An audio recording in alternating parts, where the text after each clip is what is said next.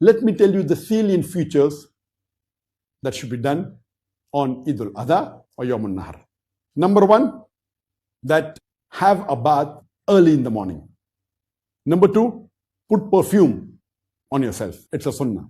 Number three is that wear the best of your clothes. Number four, say the takbirat. Number five, preferable, do not eat anything before the Eid prayer.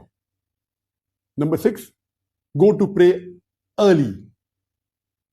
Number seven, that it is recommended that all the women, including the children, including the menstruating women, should go for the Eid Salah, even if they don't have to offer Salah or they don't have to go to the Musalla.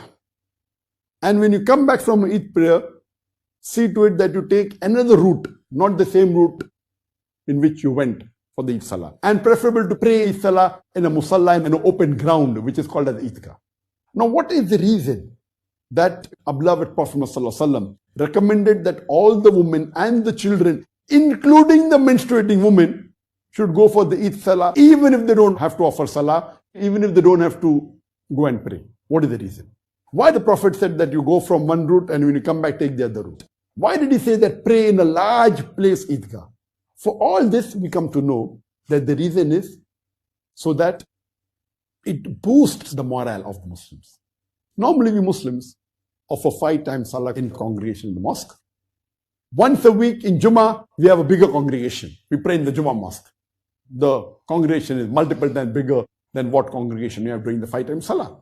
And twice in the year, during the Eidain, the Eid al-Fitr and Eid al-Adha, the Prophet recommended that you pray in an open ground known as the Eidgah.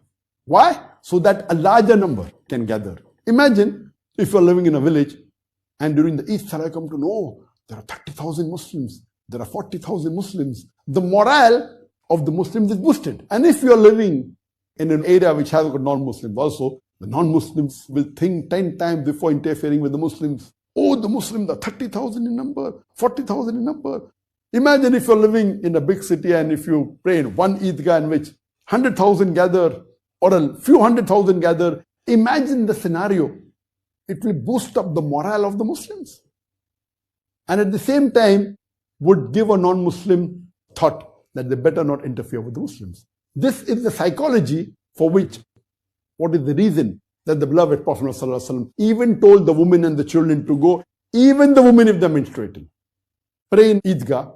When you go through one way, come through the other way, not the same way. Why? So that the other people in the other locality of that village, of that town, or that city know, the Muslims are going in large numbers. If you go through route A, come back through route B. So that the people of route A also come to know, the people of route B also come to know that Muslims are in large number. The next important point, when you come back, if you have the means, you sacrifice an animal. If Allah has given you the means. Later on, you go and meet your family friends. It's the day of celebration. And when you meet, the greeting is, تَقَبَّلَ اللَّهُ مِنَّا وَمِنْكُمْ.